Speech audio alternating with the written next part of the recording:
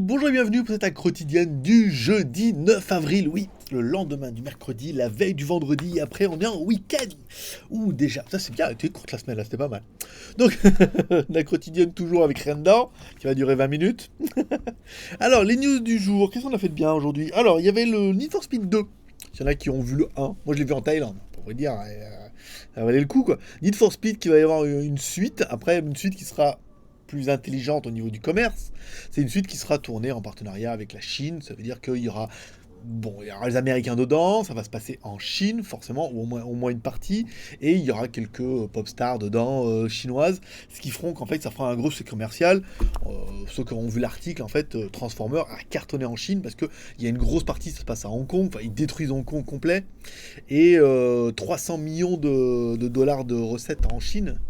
C'est quand même plutôt pas mal. Donc les mecs, ça leur a donné des idées. D'ailleurs, Iron Man, le dernier, Iron Man, même pour les Américains, il y avait une partie en fait qui n'était que pour les Chinois où en fait on voyait à la fin une espèce de meuf d'ici là, on voyait à la fin avec le docteur, oh docteur, réparer machin comme ça. Et cette scène-là n'était vraiment que pour la Chine. Donc ils ont vraiment inséré cette partie que pour la Chine. Fallait le voir en Chine et tout machin comme ça. Donc ils se rendent bien compte qu'en mettant un petit peu, en mettant de la Chine dedans et tout, il y a un potentiel ici qui est énorme au niveau du cinéma parce qu'il y a tellement de personnes que le peu de personnes qui iront le voir.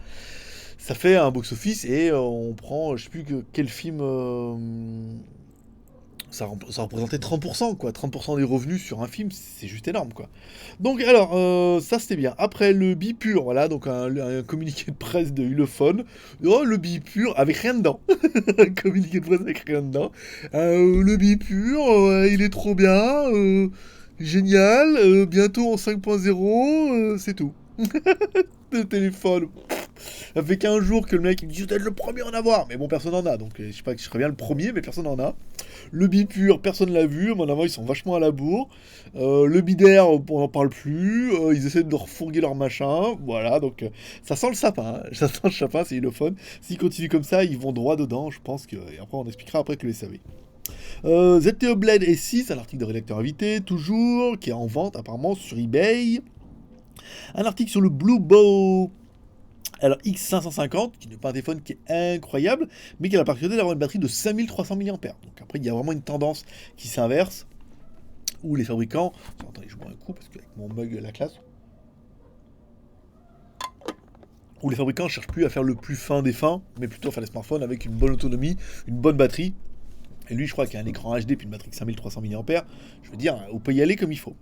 Il y a une news qui traîne là sur internet que Meizu va faire une conférence à la fin du mois pour expliquer ses nouveaux produits. Et il devrait y avoir dans les nouveaux produits un casque. Il y aura la batterie certainement, et apparemment il y aura un casque. Là c'est confirmé, apparemment il y a eu des fuites au niveau de la boîte. Donc ce sera un gros casque, ce sera un headphone, hein, pas un intra-auriculaire, un gros casque comme ça. Donc après, sur Meizu c'est pas mal, parce que Meizu ont toujours fait, moi j'en rappelle, j'avais testé les EP40, qui étaient vraiment des écouteurs qui étaient magnifiques, quoi. Très chers, plus de 50 euros je crois, rien qu'en Chine. Mais qui avait vraiment un son qui était très très bon et qui était minuscule. Donc Meizu, en fait, leur première vocation, c'était de faire des MP3. Donc ils ont une connaissance de l'audio qui est pas mal. Il y avait, non, à un moment, il y avait une enceinte. On avait fait un article, une espèce de grosse enceinte Bluetooth. On n'a pas vu... Ah mais là, le casque, c'est possible. Je veux dire, c'est vachement la mode et tout. Puis après, OnePlus fera le sien. Et comme ça, tout le monde sera content. Et hier soir, enfin, bah, après quand j'étais chez moi, j'étais avec Monsieur Pan. Monsieur Geek, Monsieur Pan. On parlait, et après, ah, là, il y a la news qui est tombée, comme quoi il y a leur HTC M9 Plus qui va sortir uniquement pour la Chine en version Plus, avec un processeur Mediatek et tout, avec un écran 2K, avec un prix super cher. Donc voilà, c'était un peu pour les news d'hier soir, si vous avez loupé. Aujourd'hui, il y avait le test du Xiaomi Mi Note. Un test bien. J'ai pas encore eu mes pouces rouges, là, je suis un peu étonné ce matin. Normalement, dès que les mecs qui se lèvent, là, j'ai droit à mes petits pouces rouges. Bien, tout de suite, le mec se lève, pouce rouge direct, punition. Non, aujourd'hui, non. Non, aujourd'hui, combien on en est?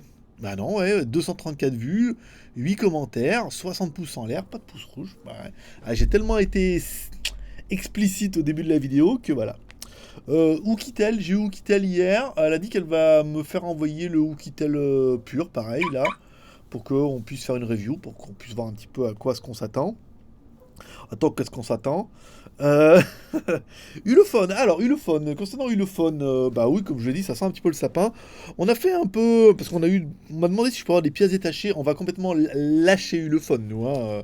On arrête, au début c'était pas mal et tout, je veux dire là ils font n'importe quoi. Ils ont un plan marketing qui est très étrange. Le bidaire, on n'en parle plus. Alors soit ils attendent, soit il n'y a rien qui marche. Là, ils nous sortent un téléphone qui est juste pas 4G pour chez nous, juste même pas 3G pour chez nous. Enfin, totalement en désaccord avec ce qu'ils nous ont annoncé au début. Donc voilà quoi. Et après, 2 ans de garantie, c'est juste pas possible. Nous, on a regardé, on a un taux de retour sur les téléphones quasiment neufs qui est de 5%. Alors c'est pas énorme, on va dire 5%, mais sur des téléphones qui sont neufs, flambant neufs. Et souvent, les plus gros problèmes en ce moment, c'est le bouton. Et apparemment, on a regardé, nous, ça vient du packaging. Le packaging est pourrave. Donc, le téléphone se balade dedans. Et je pense qu'avec le transport, ça doit travailler un peu le bouton. Donc, maintenant, on les package bien et tout. Mais 5% de retour, quand même, sur les téléphones qui sont tout neufs. Nous, on les teste, ça marche bien. Les clients le reçoivent. Puis après, oui, en 24, 48 heures, une semaine, c'est quand même pas sérieux, quoi. Et 2 ans de garantie, tu te rends pas compte, toi. Le carnage. T'imagines, en si peu de temps et tout. Donc, voilà. Ça sent un peu le. Ça sent le sapin. Voilà, simplement. On peut rien dire d'autre. Pas ce que j'ai écrit là. Je sais pas ce qu'il y a. Ah, pièces détachées. Des pièces détachées. Wow. Dis donc, il y a pas mal. Et enfin, aujourd'hui, l'application GT Geek qui nous a été faite par Guillaume, qui m'avait écrit, il me dit oui, tu veux que je te fasse une appli. Puis après, je dis, mais non, il y a un membre qui nous a dit qu'il pouvait en faire une et tout. Puis ça fait quand même 10 jours. Donc il me dit, ah, puis il me dit, tiens, je t'ai fait ça, machin comme ça, une belle, bien, une appli, je veux dire simple, beaucoup plus simple que la dernière qu'on avait. Mais la dernière qu'on avait, il fallait payer. Et comme là, le mec qui l'a fait, il a oublié de nous dire, on l'a pas repayé, enfin, elle a trouvé dans les oubliettes, l'application. Puis en plus, elle a été blacklistée, je crois, on avait été blacklisté cette application parce qu'il y avait les babes dessus. Donc voilà, au moins ça permet de repartir sur une bonne base. Une application qui est magnifique, qui est 3 pages. News, vidéo et shop. Voilà, c'est tout. Tu slides, tu regardes les news et tout, tu vois directement les dernières vidéos. Tu vois, après tu cliques, ça te pointe sur YouTube, tu cliques, ça va sur YouTube, tu cliques, ça va sur la shop. C'est exactement. Voilà, si on m'avait. Si au début, moi je laisse, je fais ce comme tu veux, je m'en fous moi. Mais si on m'avait dit, c'est exactement ça. Simple, sobre et efficace. Voilà.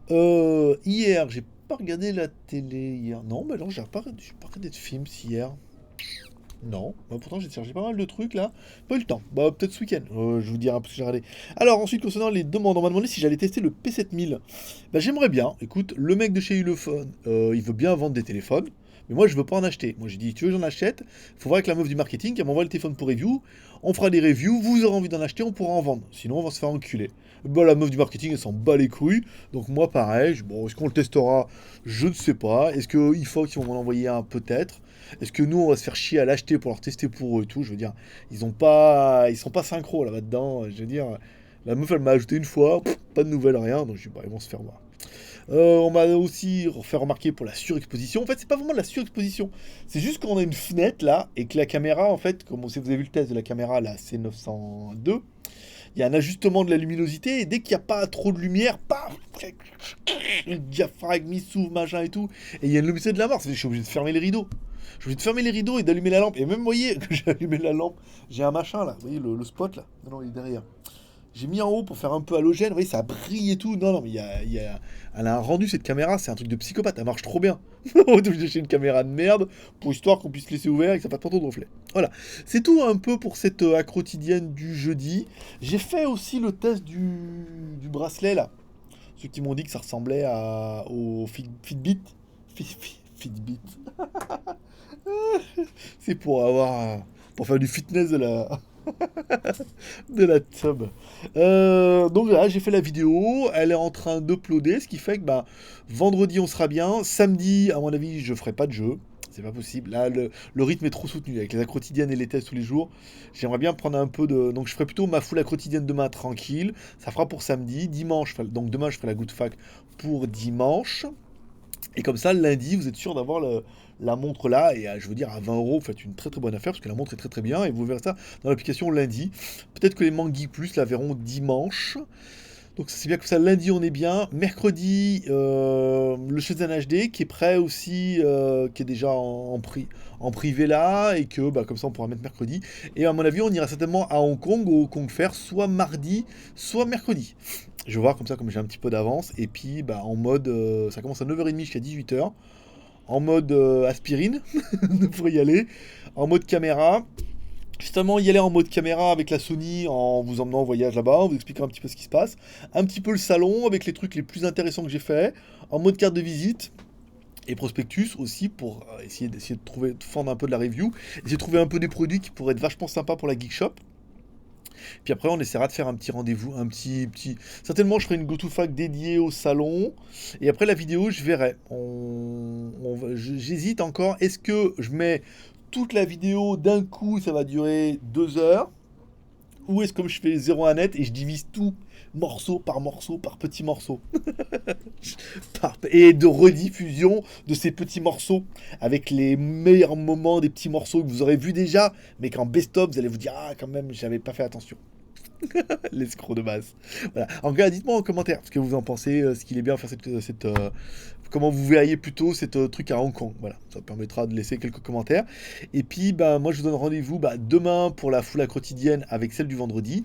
Et puis, sinon, bah, sur JT Geek samedi pour la photo quotidienne avec celle du vendredi. Tout. Voilà, bah, on est pas mal. 10 minutes 40, je te l'avais dit. Mais, je te préviens à chaque fois, quand j'ai rien sur ma fiche, c'est 10 minutes. Allez, paix et prospérité. Moi, je vous dis à demain. C'est pas mal. Il y a quelques petits trucs là, mais je suis pas encore ça. Je suis pas encore sûr de mon coup. Donc, on va attendre un peu. Il y a pas mal de choses. Allez, paix et prospérité. À demain. Bye bye.